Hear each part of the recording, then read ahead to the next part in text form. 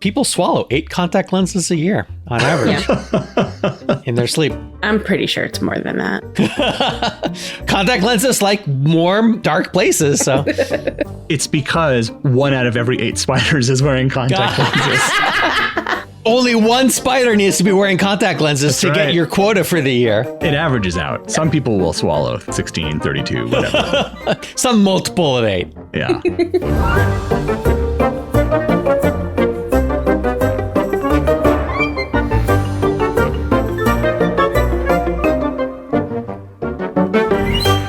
Hey there, story fans. Welcome to Almost Plausible, the podcast where we take ordinary objects and turn them into movies. Far from ordinary are my co-hosts, Emily. Hey, guys. And F. Paul Shepard. Happy to be here. I'm Thomas J. Brown, and today the object we're focusing on is contact lenses. Now, I'm fortunate not to have needed my vision corrected so far in my life. I don't know how glasses would look on me, but I'd probably be stuck with them since I cannot imagine sticking my fingers in my eyes every day. Emily, Shep, do either of you wear contact lenses? And if so, how do you do it? I do not because of the same reason. I don't want to stick a finger in my eyeball. It's not happening. I do not because my prescription is too strong. So I don't think you could fit Coke bottle bottoms into your eyes. You wouldn't be able to shut your eyes to bling. Right. And my whole head would fall forward. Yeah, I can't. The idea of doing that. I also only need mine for reading in computer screens. So it's not worth my time. Yeah. Yeah, I think I'm getting to the point where I'm going to need reading glasses soonish. Yeah, get on my level. So I went through the stereotypical not getting glasses until later in life because I grew up poor and we couldn't afford it. And so it was a bizarre, as an adult, to see individual blades of grass, individual leaves in a tree, that kind of thing. Yeah, I mean, I'm not unique in that experience, that mind-blowing the first time you see clearly, having not seen your entire life. I think Brian Regan has a whole bit about that, about getting your prescription updated. Suddenly you can see again. My mom saw Monet paintings in DC when we lived back east as a kid. And she's like, but that's what it looks like when I don't wear my glasses. She's like, I think he had cataracts. All right, well, let's get to our pitches. It is Shep's turn to go first. All right. So I'm thinking for contact lenses, there's 2 categories of possible pitches. So one that alters the wearer and one that alters how you see. So pitch 1, contact lenses that alter the wearer. One evil contact lens that takes over one eye and starts taking over the body from there. So sometimes takes over the mouth and the person says something that they don't mean to say. And then it starts to take over the arm on that side and so on, and begins to spread. And so the race is on to find a way to remove the lens and save the host before they do something unforgivable. I'm thinking kind of like Evil Dead, where Ash has one hand that's possessed. Oh, right. Yeah. So kind of like that, except it starts in his eye. Okay. My other pitch is, the other category, contact lenses that let you see an altered world. So this one I was thinking could be interesting visually. So not much in a story sense. So probably won't pick this one, but contact lenses that allow colorblind people to see colors, but they only work temporarily and then never again. So I'm thinking kind of like a pseudo documentary style about these types of lenses and about the scientists behind them, and then following one such person and their one day with color as their friends and the scientists take them around to experience different visual feasts of color until the sensory input is too much and they have to stop. But knowing once the contacts are removed, they go back to being colorblind forever. I was thinking at the beginning, you film it with a colorblind filter. So everyone watching it sees the same color blindness, whatever the most common is, until the lenses are in, and then it's more and more colors, becoming more and more saturated until it's overwhelming. Include the soundtrack so the sounds get louder and louder as it goes on until everything's sensory overload, and then they take the contacts out and it goes back to muted colors and silence. So it's an art house film. Yes. Yeah. I like the concept, but it also makes me a little sad. That's, flowers for Algernon, but colorblindness. Yeah. So what about the idea of you actually become more colorblind afterward? I mean, that could be as well. I was thinking that, so the scientists are researching how to make this last longer and perhaps permanent. They're not there yet. And everyone who takes part in it now will not be able to have the cure later. Right. That's the cost. That's the thing they're giving up, is potentially seeing color forever in order to see it for a day now. But maybe it will never be cured. Maybe there'll never be a solution. So at least they'll have that day. I could see older colorblind people being like, well, I'm going to die soon, so give me my color so younger people can have it later. Yeah. Anyway, those are mine. All right. I have 3. One of them actually is very similar, Shep, to your first one. So I have a symbiotic contact lens that's made of a living alien tissue. So they feed on the blood through the vessels in your eyes, and eventually they merge with your eyeball tissue. In return, they give you some sort of ability, like better vision or increased perception or strength or something. But eventually they turn you into a drone for the alien army. No idea how they get on your eyes in the first place, but... I mean, obviously, evil corporation. They just fly into it. Yeah. I can just see, like, you know how contact lenses can kind of fold up a little bit? I can see, like, inching along like an inchworm and like, crawls under your eyelid while you're sleeping. Yep. And you just wake up itching. Right. People swallow 8 contact lenses a year on average in their sleep. I'm pretty sure it's more than that. Contact lenses like warm, dark places. So it's because 1 out of every 8 spiders is wearing contact lenses. Only 1 spider needs to be wearing contact lenses to get your quota for the year. It averages out. Some people will swallow 16, 32, whatever. Some multiple of 8. Yeah.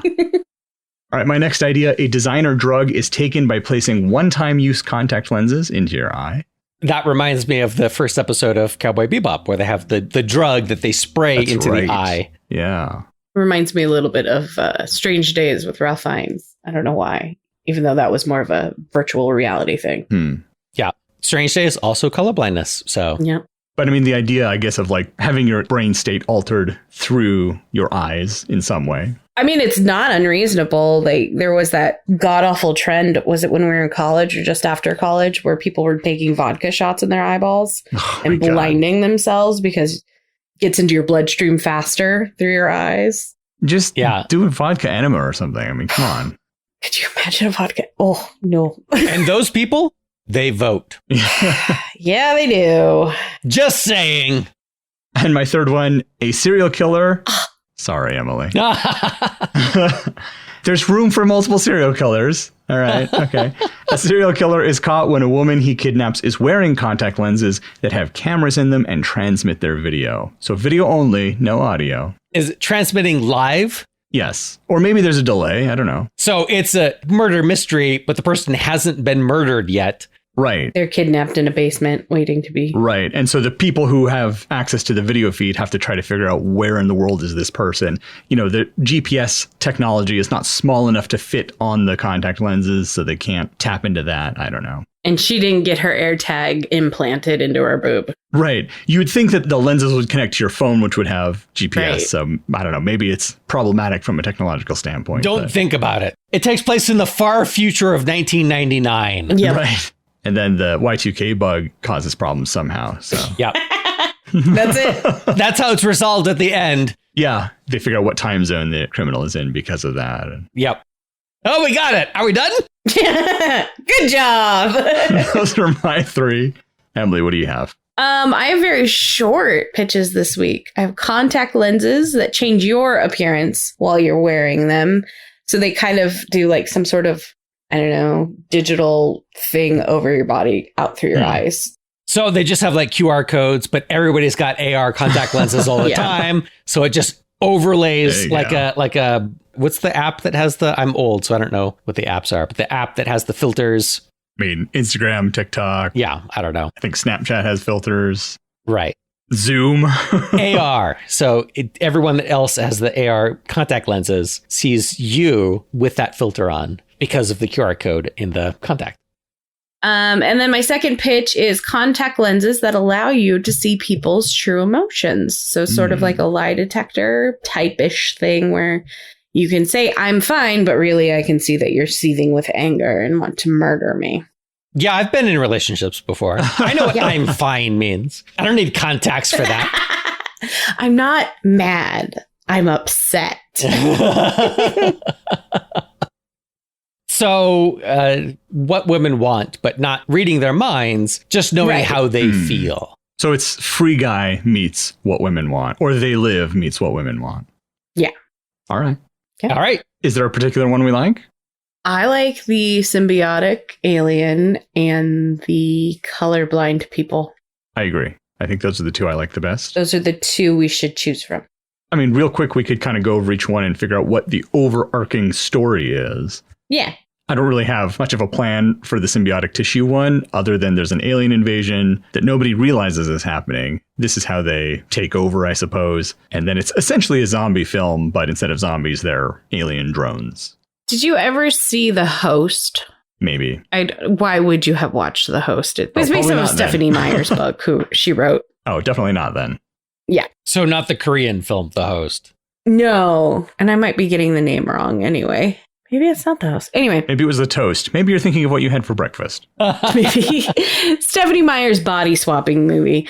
And they have little aliens that they implant into you. And then you can tell whether you're one of them or not based off of their eyes. Like, because they get like this weird gold ring around their eyes if they're invaded by the alien species. So with this one, what would be the tell that you've been? Would there be a tell? Is this the first victim of the alien? So my thinking, there's sort of two tells. One, obviously, if they're trying to attack you. Well, yeah, obviously. But the idea essentially is that the ring around where that tissue is starts to get more and more red because it's drawing more blood to that spot. So you sort of get this red ring in one of the eyes. So that's how you can see, oh, there's something feeding. I imagine there would be a transition period where before, because I feel like once you see that, it's too late. Yeah. Okay. So let's just do this one. Okay. Because I already have ideas now. Okay. And the colorblind one basically doesn't have a story because it's a pseudo documentary. And so it's just what visual things could you show with more and more color? The end. Okay. So the symbiotic contact lenses, we don't know that it's alien tissue at first. It's just a corporation, big international corporation, comes up with this new technology, which are these basically a cure for vision problems in a contact lens that you put in once and wear forever. So it's an instant cure. It's eye surgery you can do at home for a low, low cost, which just sounds amazing, especially if it can cure other things like colorblindness. You know, it gives you better than 20/20 vision, but it allows you to see 4 colors. It gives you telescopic at-will vision and so on. So who wouldn't want this? Whoever could afford it's covered by your insurance. Everybody would want this. I mean, even if you don't have vision issues, there are other benefits that are absolutely worth. Like I said, it gives you that 4-color vision that some women have. So you're anti-colorblind. You have exceptional color vision, which, you know, now you can see everything much more clearly. Yeah. It makes it easier to drive. It makes it easier to read. It makes it easier. Yeah, better night vision. Better night vision. Yeah. Oh, yeah. Perfect night vision without night vision goggles. Right. It makes you basically a superhuman when it comes to your eyes. So does the corporation upfront about the fact that it is tissue and it will connect with your eye and draw blood? Are they trying to hide the fact that that's what's going to happen? No, they say that's it, but they don't say it's alien tissue. They say it's genetically engineered. Well, right. That's what I mean, though. It's like they're coming up with excuses like, this is going to happen to your eyes, but don't worry, that's normal. That's part of it. It's just the transition period. Oh, yeah. They totally probably fake you out. You come in, you get a blood drawn, like as if they're going to generate a custom lenses for you using your own blood, you know, so your body doesn't reject the new lenses. Do they just go in the back and squirt it in their mouths? Like, no, but they have your blood for something. So just think, you know, maybe for cloning, maybe for who knows what.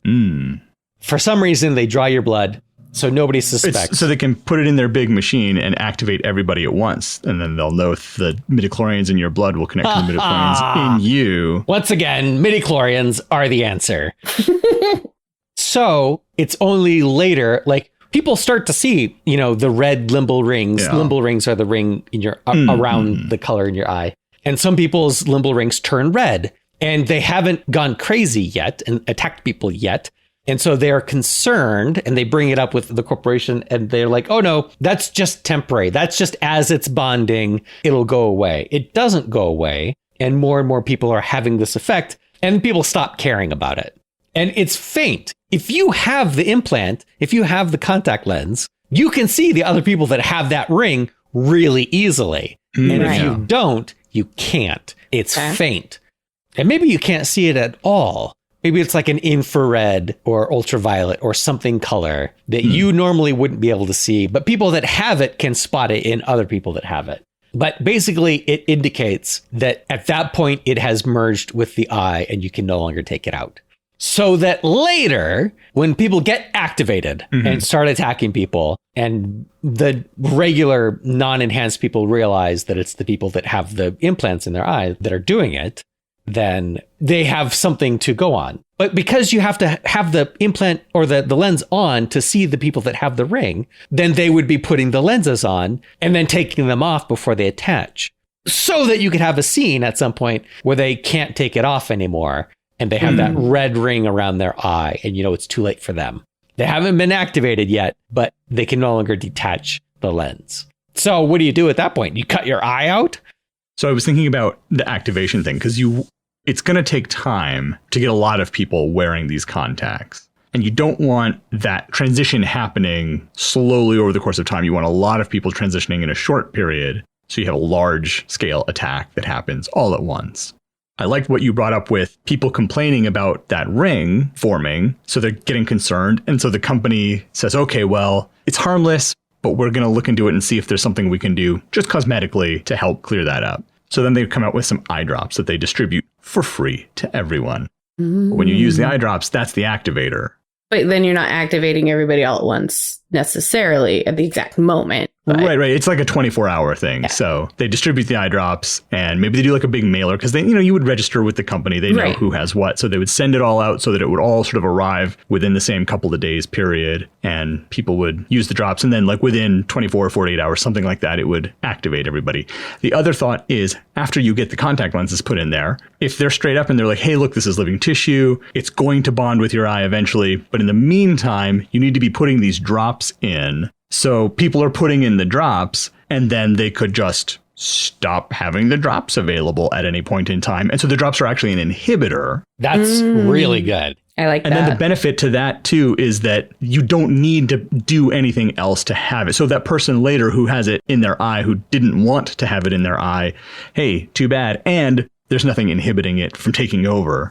If you have to add eye drops, just don't add the eye drops and you'll be fine. You get all the benefits with none of the drawbacks. Whereas if you have to do it as an inhibitor, you get all the benefits and all the drawbacks. Right. I like that because now you have the eye drops as a resource after people start turning. Right. And it's clear that the people that stop taking the eye drops are the ones that turn because the company stopped sending out the eye drops. They cut everybody's supply off all at once. And people that used up their eye drops all begin turning. And so once the characters know that that's what it is, finding eye drops to have that couple more days of sanity, of individuality, become important. Well, also, they would probably want to get the eye drops to a lab to try to figure out what's in these. What is the inhibitor chemical? Can we mass manufacture that? Yep.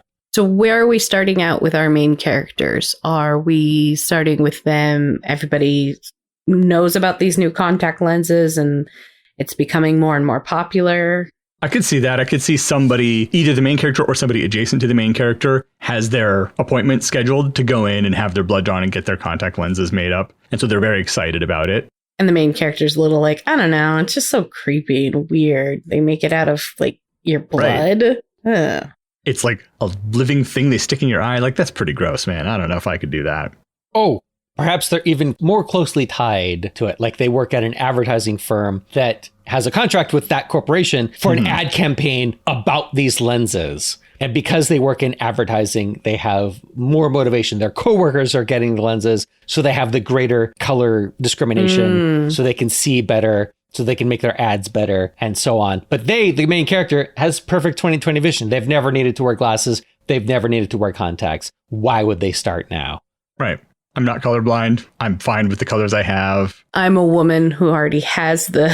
Right. That's how they got into the advertising in the first place. They have literally no reason to get the lenses. And also they can have that guilt later for having been part of the problem. Yeah. And now they're extra motivated to get the eye drop solution to some scientists to figure out a cure or whatever because they blame themselves. There's a case of the eye drop solution that they have back at the office because they had it for a photo shoot.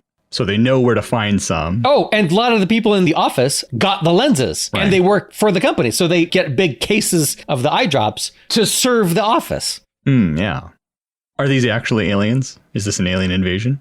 I say sure, because what's the aliens' motivation? The aliens' motivation is to take over half the population and have them fight the other half. Right. Because they don't care which side wins. Do the dirty work for them. They just want to reduce the population enough so that they can come in later and take over the rest of the way. Which makes it even worse, because even if they get a cure, maybe it's too late. The aliens are already approaching. Yeah, the aliens are already here. They just need to wipe out the majority of the people. I guess that brings up the other question, which is, what is the end of this movie? Is there hope for humanity? No. Oh, you mean in the movie? Yeah, in the movie. Also no. Are all the people who have alien contact lenses just hosed? Yes. What do you mean just them? It's everybody. So the aliens succeed in their plan? Yes, I'd say the aliens succeed in their plan. You have that triumphant moment where the scientists figure out a cure, or they figure out how to mass produce the eye drops so that the people stop turning. And even people that have turned maybe can be unturned. They can start re-inhibiting their lenses, but it's too late. 2/3 of the population have been wiped out already in the fighting that's gone on for the past few days or weeks or however long it takes. Right. And right when there's the triumphant ending, the aliens reveal themselves and basically take over. You're just outnumbered at that point. It just ends. Yeah. Yeah, I would say, you just end it with like, yay, we've succeeded. And then the aliens are like, and now we're here. End of film. Yep. The end. The end. So how do we get there from where we were? I guess what's the overall story arc? So we like that the contact lenses have been introduced before the beginning of the film, right? Right. I like that. Yeah. And so our main character, she's working on the campaign. Is that where we see like in the office and she's working on it? And that makes a lot of sense too, because they could be having like a strategy meeting and talking about what are the features we should focus on for this ad. And yeah, that's good. It's a good way to show the audience. Right. You have different like ads on the wall that show the different features and you're just sort of panning past those. So very quickly, the audience is brought up to speed with what this is. And maybe even that's the first scene where someone's talking about, oh, yeah. So they're just sort of BSing maybe in a meeting room and the camera is panning past the posters they've made. OK, here are the different ad campaigns we're going to run. And they're talking about, well, are you going to get it? Oh, yeah, I'm already scheduled and this and that. And so that's when it comes up that our main character, she's not going to get it. And so the teasing of her or criticism or whatever of her starts right there at the beginning. Yep. And so we find out what the benefits are and we find out why she's not doing it. So I think that's great. We're launched right into the story. How long does it take before people start turning? I mean, a while. Well, how much of a setup do you want? I guess I'm kind of wondering like what other stuff is going on in this movie besides this main plot? What are those subplots that we're following? Because we can explain the whole plot in a few minutes. So. Right. Is there like a background news event that is innocuous enough? Oh, yeah. There's rioting in some island country. Yeah. They don't say why. They're just saying there's rioting continues. We're the 6th day of rioting because shipping was interrupted and they didn't get their eye drops. And that comes out later. But you hear that news report at the beginning, but it has no significance yet. I would like if there were some sort of advertising campaign that's like the Magic Eye stuff. Do you guys remember Magic Eye? Yeah. Where you see a boat in a... It's a schooner. Except it only works for people that have the lenses already. So you see these signs all over the place. So like in the office, they have one when they're going through the various campaigns. And like half the office people already have the lenses. And so they go, oh, wow. And the people that don't have it yet are like, what do you see? Because we can't see it yet. It's like, oh, you should get the lenses. You're missing out. Yeah, there's the big Magic Eye, scrambly looking block. And then below it in big block text, it says, see what you're missing. Yeah. Oh, nice. So when the main character is on the bus, going home, they have the advertisements above the rail, and there's some of those. And so some people get on the bus and they're just mesmerized by the Magic Eye stuff. And it's clear that these young people have the lenses in. Mm-hmm. She sees them and sees what they're enjoying, but can't take part in it because she doesn't have the lenses. So maybe she's even considering it at that time. She said earlier. Is she slightly cynical about it, though? Because, the whole ad campaign is based off of what you aren't a part of. Is she that kind of hipster pixie dream girl that's like, yeah, I don't know, it's too mainstream? I mean, I can see that she doesn't like the cliquishness of it. Yeah. I was just thinking, because like, I know I would be, if there was an ad campaign like that, where it was like, you've already participated in it, so you get it. Like, if you know, kind of an ad campaign. Right. I would be like, well, I don't want to know anyway. I'm not going to fucking do it. So, I mean, you're going to get half the people not doing it anyway. Yeah, does she have a particularly compelling reason not to, beyond just not wanting to, or feeling content with herself as she is? Or is she, like Shep brought up, considering it now because... Oh, she can be considering it now because the ad campaign was so successful. They're starting to come out with things like movies and TV shows. I was just thinking that you that. have to have the lenses for, and she's like, well, now I'm really actually missing out. Right. And so we start to see that where people are talking at the water cooler about last night's episode, and she just has no frame of reference. Right. And they're like, it's so hard to explain. Yeah. She can't even watch the show because to her, it's visual noise. I was thinking if she were in a relationship, she comes home and her boyfriend is playing a video game, and the video game, the screen is just that noise. He can see it because he has the lenses and she can't. And he's just having a gay old time without her. Yep. Wow, what a great statement. Her boyfriend is having a gay old time without her. She can't take part. It's a very queer thing to say, Emily. Shep, you want to step in here with your own boner? Or? I was thinking for couples where one of them has the lenses and the other one doesn't, it really limits the shows they can watch together. Yeah. They'll have to watch traditional shows together if they want to both see them. And the one with the lenses can talk about how boring traditional shows are because they're just flat 2D, whatever. It's not realistic. And the person who doesn't have them is like, well, what's it like with the lens? And they're like, there's just no way to describe it. You have to see it for yourself. There would be memes, like entire meme sites of just those things. Oh, yeah. So what prevents our protagonist, let's call her Samantha, from getting it? Is it they start to churn before she finally gives in, or? I feel like she gets very close or maybe even goes through with the procedure initially. Oh, so once people start churning, she knows where the store of eye drops is. So she's got a leg up on some people. Well, how long before they know that it's the eye drops that are causing the problem? So you have to have the scientist that is in the know of the situation. Depending on how many eye drops are at the office, it could be the sort of thing where the supply gets cut off and she says, don't worry about it. There's a whole bunch at the office. I'll bring you some. So they have a much longer supply than most other people. Her and her boyfriend. Yes. Right. So even though he has, I guess he's infected, we could say, he doesn't turn because he can continue to use the eye drops. How long does it take for the contact to fuse with your eye? A week. Yeah, week or two. A week straight? If you take it out after 6 days, the clock resets? And that's the question, because they have someone who keeps taking theirs out and putting it back in so that they could see who else has the lenses in. But it's not a week straight. It doesn't reset all the way. There's always a little bit of damage left for it to cling to. Yeah, because the lens is adjusting to you and it's going to clamp down, and that's when it turns red. So once it clamps down, it's a very sudden, it's not a gradual turning red. It's just one day there are red rings. Is that our character then? Is she the one who does that? Is she alone or does she have a group of people with her? I say you have a group. Well, yeah, it's always better with a group. So you have her boyfriend, the scientist person, whenever they get into the party, the person in the party that keeps putting the lenses in and taking them out, and then one more. So you have 5. So just so I'm understanding this correctly, the main character does not ever get the lenses. We've decided she's going to be straight the whole time. I think it could go either way. If she does get the lenses, she's like one of the last people to get the lenses before everything goes haywire. Right. And otherwise, she just never gets them.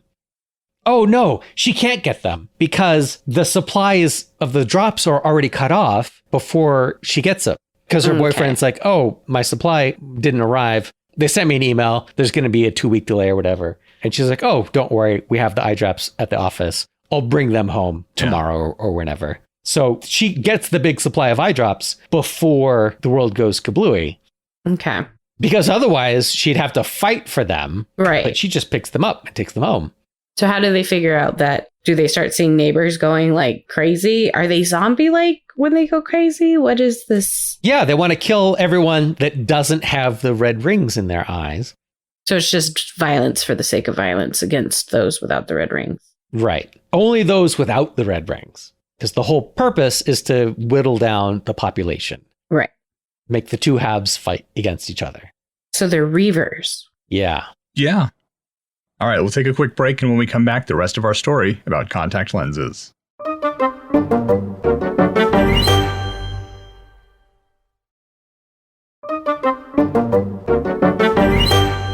All right, we are back. We were talking about whether the people who have the contacts in, who have the red rings, whether they're like zombies. Are they fully aware? Are they zombie-like in that they sort of stagger around? Are they more human-like in that they're living their normal lives, but when they see somebody who doesn't have the contact lens, they attack them? How does that work? The reason I'm asking this question is I'm trying to establish, not if, but when our characters are being pursued, hunted, chased, whatever, how easy or difficult is it for them to get away? Especially as more and more of the remaining population are infected. That's a very good question, because if they're just mindless zombies, it's not terribly difficult. But if they're smart, if they're basically regular people that have a desire to hunt you down and kill you, it's going to be very difficult. We could have a scene. I know we said that our main character was never going to have the contact lens, but somehow maybe she gets her hands on one. And so we can have a scene where the only way for them to get to where they need to go is to go out in public. And so she has to put a lens in to blend in. Just wear sunglasses. Ooh, and then a cop can be like, is there something wrong with your eyes, ma'am? And I don't know that would even happen if she is with her boyfriend and somebody else who have it but are still using eye drops, so they're not aggressive. Everyone will see the red rings, and they'll see her with people with red rings and think she'd be dead if she weren't one of them, so weren't one of us. So they just assume. Although I feel like that requires some sort of an explanation to the audience. And they could have that conversation. Are you sure this is going to work? Yeah. We don't have a choice. We have to hope. I was just thinking it would build good tension if they somehow were at like a traffic checkpoint or something for something else, and she's wearing the sunglasses and everybody else isn't, and the cop is like, hey, why are you wearing sunglasses at night? Yeah. She's or not driving. What's going on with your eyes? Is everything okay? Because maybe she's avoiding eye contact, but I think she would be smart enough, because our main characters are always smart enough to just make direct eye contact through her sunglasses. How do they get out of that situation? If we're making them intelligent and they're hunting down people, I would think that there would be some sort of organized checkpoint thing to look for that. Makes sense, yeah. That's horrifying, especially if the organized checkpoint system is very peaceful and they're escorting people that don't have the rings.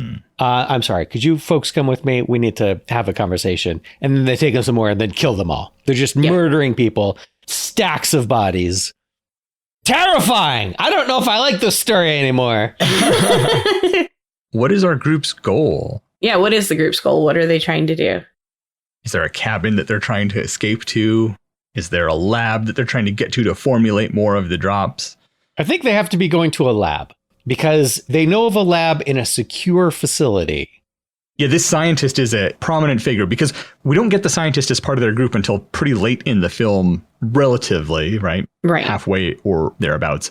We've got to meet them in the first third of the film. We can't be introducing new characters that late. So they're on TV. As part of some of that stuff, we maybe see a clip where the scientist is saying something, either shilling or speaking out against it. Maybe they're being skeptical. I think they should be shilling it. I think maybe the scientist has their own supply because they have the contact lenses themselves. Well, it would be interesting. I was just thinking, you asked how do they get out of that roadblock situation? The scientist is recognized. Although if the scientist is recognized, how does everybody else get away? Because even the people with the contacts would then be suspicious. Right. I don't think the scientists should be with them at that point. If they're not part of the group from the first third, then they're not with them. They're already at the secured lab or facility. Oh, so the group is going to find the scientist. They're going to get to the lab. The scientist is in contact with them. They need a supply of the drops. They have an idea for an experiment. They need someone to get to them. But the whole lab is, secured with iris cams that don't work through the lenses. So all of the scientists there don't have the lenses. They can't have the lenses to work in the lab. And anyone who did get the lenses can't get in the lab anymore. So it's a secure location, perhaps militarily hardened. Like, this would be a safe place.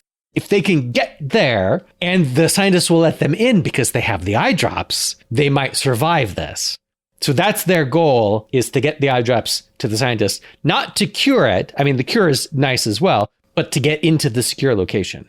Okay, I can buy that. Once they're brought into the secure location, are they put in a sort of quarantine type of thing or a holding cell to demonstrate that they're not a threat? I mean, what's that security process like? Or am I going down a rabbit hole that doesn't need to be gone down? Oh, no, I think it's a very logical step to secure people that come in.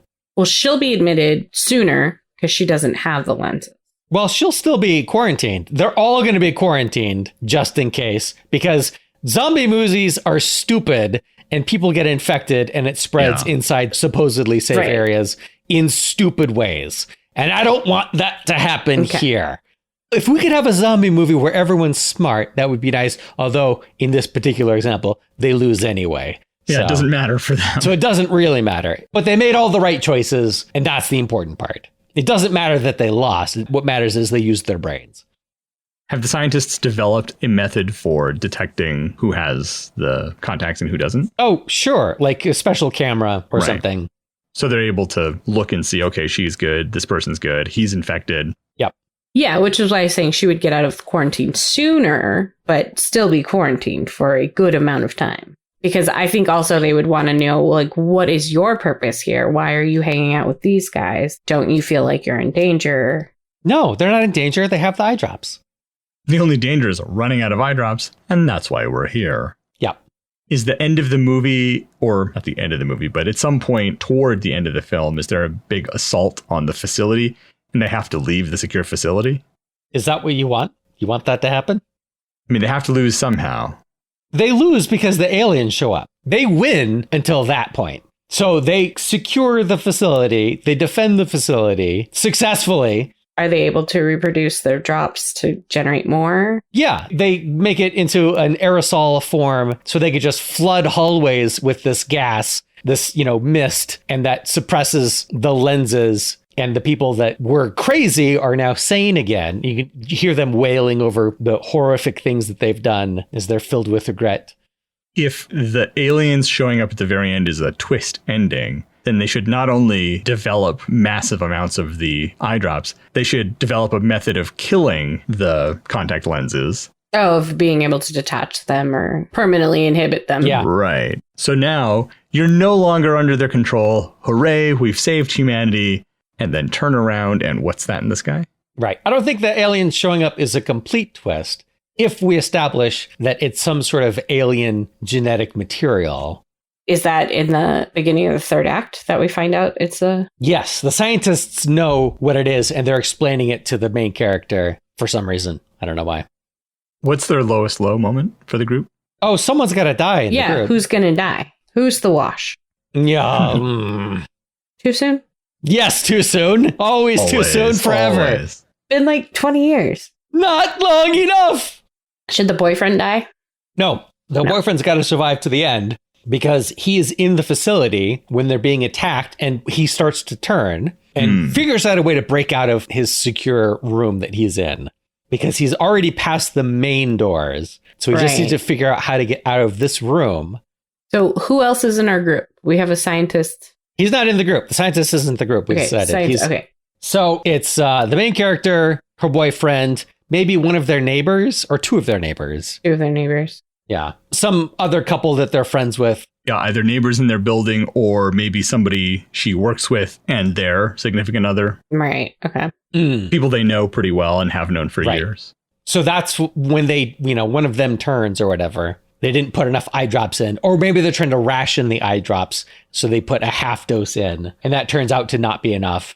Oh, one of them is pretending to take the eye drops. Yes. So that the other person has enough. They're sacrificing themselves. Are they? Well, how much eye drops do they have? I don't know. I guess, yeah, if they're going to be bringing it to the... Maybe this person has never been convinced that there's going to be enough. Maybe there doesn't feel like there's enough. They have some, but it's not enough for 3 people for however long it's going to take. Oh, if they can drive to the lab, they have plenty. It's not a big deal. But because of that checkpoint that they don't make it through, they escape, but they lose the car. Okay.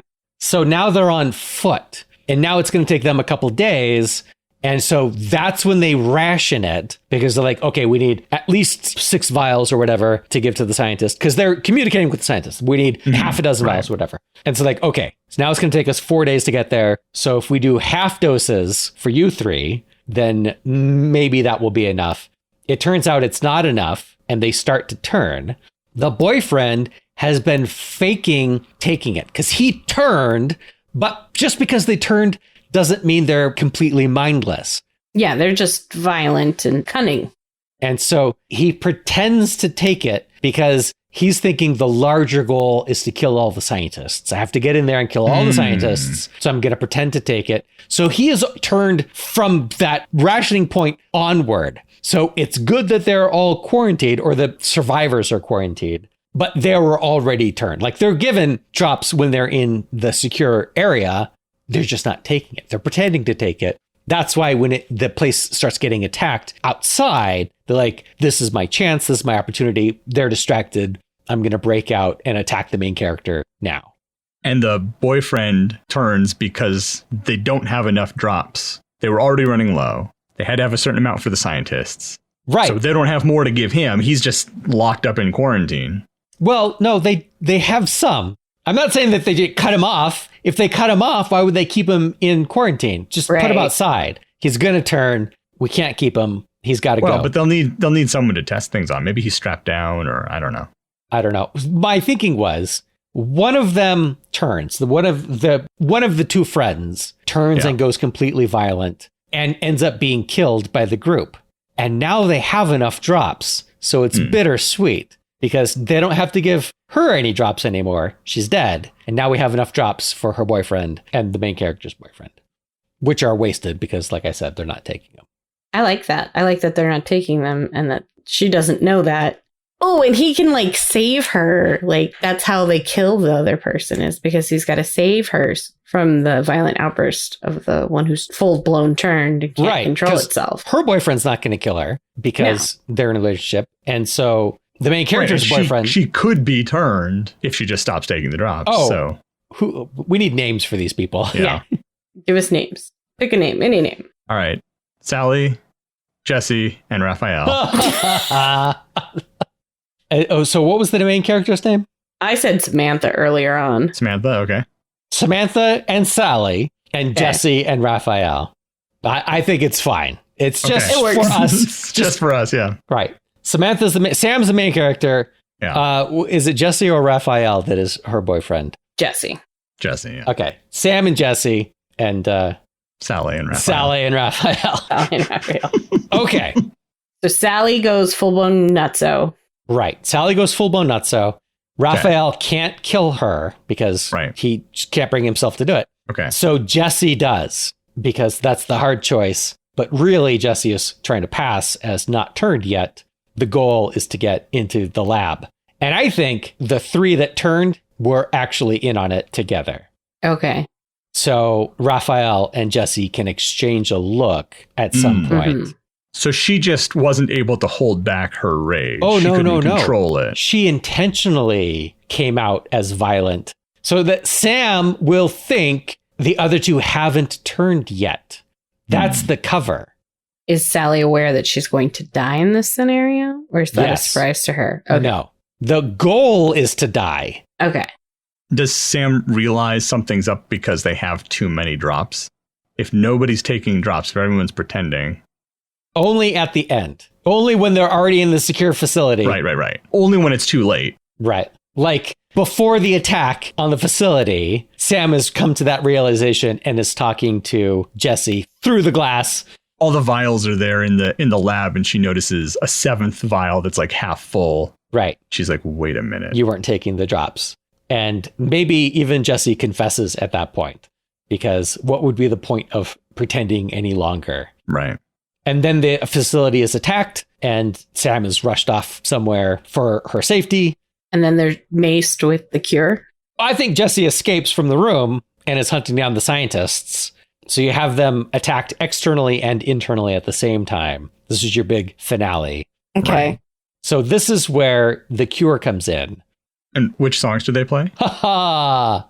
So Sam is faced with the same dilemma that Raphael was supposedly faced with, which is to kill her partner.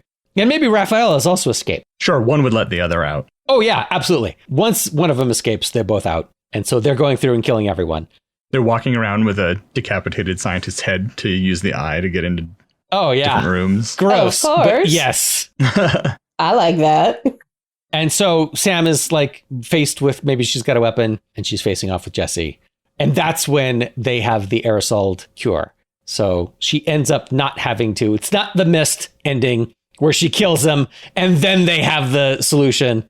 So it feels like a very Deus Ex Machina kind of ending where you're a little like, wait a minute. No, they've been working on it. They've been working on it. So Sam and the scientist are several rooms back. He's furiously trying to get something formulated and into a container and whatnot. She's got the weapon. And the two guys, Jesse and Raphael, is that who we said they were? Yeah. They're coming through doors and they're killing scientists. And she can see through like multiple layers of glass. So Jesse is just like looking right at her. And Raphael's running around killing everybody. And Jesse's just opening the next door. And he's just looking right at her. And they get into the room and she's got the gun. She's holding it up, like aiming it at him. She's about to do it. And then the scientist reaches up and sprays him real quick. He finally finishes in the nick of time. I think that, so it can't be like totally ready. The machine is still processing it. Right. And the scientist cuts off the tube. And so it sprays into the air. And that's how he gets it. There's not enough time to put it in the canister. Yeah, that's They're good. setting it up for that, but they didn't have time for that. So it just goes everywhere. And then their lenses shrivel up and fall off. Yeah. And they're like, oh my God, what have I done? And it's like, it's okay. It's over now. And then you see them putting it in the air system, so it's spreading it throughout the whole building. Now they have time. And they're like, okay, we can figure out how to seed clouds with this stuff. And it's going to just spread through the weather system and cover the globe. And so you see reports in the news that the horrific events are finally over. And then the aliens show up and, you know, you have the aliens marching through the street. And it's like, oh. Do you or do you just see the ship in the sky? Or however you want to do it. Yeah. But the point is they say we don't have the manpower to face off against them. It's over. Do the people infected, are they aware of the aliens and the plan? No, I don't think so.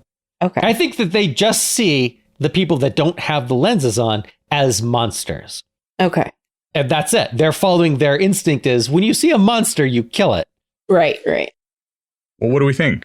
Are we done? Is this a complete story, more or less? Is this a movie we would go and see? I would see it, but I would see anything. I don't know if I would see it. Really, it's kind of scary and suspenseful for me. I'm delicate.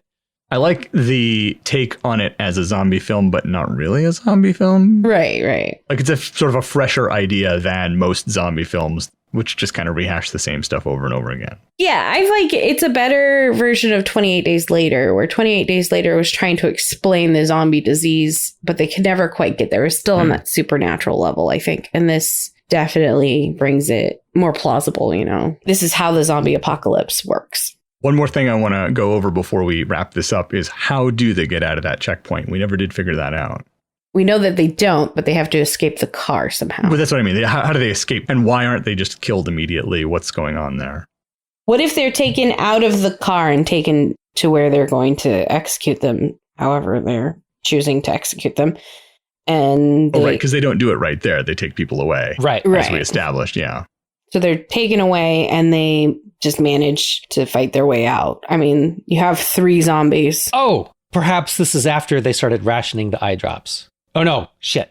That was because they were on foot. I was like, they've already turned. And so some of them were thinking the end goal is to get past these guys and get to the scientists. But these guys don't know that. So I have to kill them. They're already having the violent urges. So because the 3 of them can pass, and this is a checkpoint where people are killed, their cover is, we brought this person to turn into you.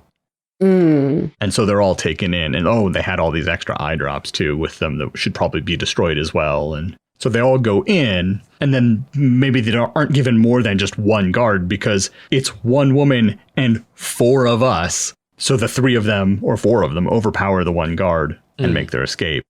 Okay. Maybe 2 guards. So they don't say, hey, we have eye drops with us. They just have backpacks with eye drops in it. And so two of the guards are escorting the one uninfected woman into the area, which could be just a horrific, blood everywhere. Yeah. So she could be screaming and whatever. And maybe Sally is looking queasy because she's trying to pass as infected, but she's not. And so anyway, one of the guards is like, what's in the backpacks? And like opens one up. And it's like, why do you have the eye drops? It doesn't make any sense. What would you even need that for? And that's when they know their cover's been blown and they have to attack these guards.